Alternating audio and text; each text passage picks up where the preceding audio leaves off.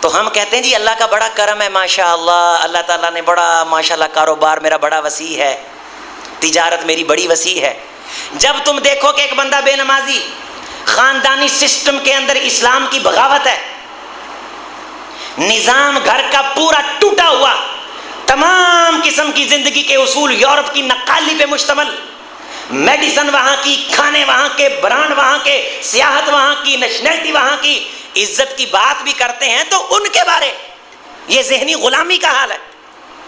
اور جب تم دیکھو کہ ایک بندہ اس کے اندر معصیت ہے، نافرمانی ہے، اسلام کے خلاف کھڑا ہے، خاندانی سسٹم کے اندر اسلامی روایات کی کوئی اہمیت نہیں، اذا رأیتم، جب تم دیکھو اللہ یؤتی العبد من الدنیا علی معاصی ما یحب فإنما هو استدراج، تو سمجھو اللہ نے اس بندے کو دھوکے میں مبتلا کیا ہوا ہے، یہ سمجھ رہا ہے اللہ مجھ پہ راضی ہے۔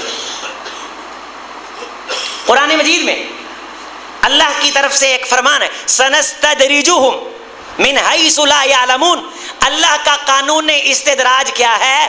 اللہ کا قانون استدراج یہ ہے کہ بندہ سمجھ رہا ہوتا ہے میں صحیح ہوں، اللہ کی قسم یہ عذاب کی وہ شکل ہے جس کا ذکر کر کے صحابہ رویا کرتے تھے۔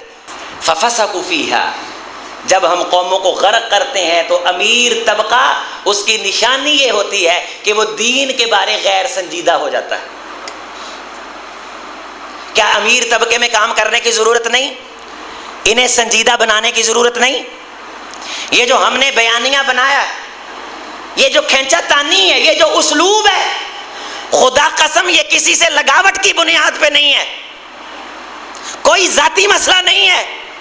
یا تو آپ یہ بتائیے کہ خرابی نہیں ہے، جو ہی پیسے آتے ہیں ساتھ ہی برانڈ آ جاتا ہے، ایش پپی، پھر یہ بھی نہیں سمجھتے کتے کی چمی۔ پپی کسے کہتے ہیں؟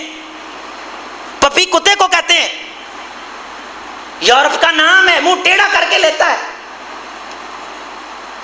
رسول اللہ صلی اللہ علیہ وسلم نے جو نشانیاں بیان کی تھیں دنیا کی طرف راغب ہو جانے کی، اس میں اربوں کی بلڈنگیں بھی تھیں، یتطاولون البنیان، کہ لمبی لمبی بلڈنگیں بنائیں گے،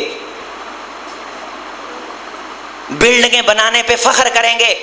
ایک ملک کہے گا کہ میری بلڈنگ زیادہ اونچی، دوسرا ملک کہے گا کہ میری بلڈنگ زیادہ اونچی، فتنافسوها، باقی جن لوگوں کے پاس بلڈنگ نہیں ہوگی ان کے دلوں میں تنافس ہوگا کہ ہم نے بھی ایسی بنانی ہے۔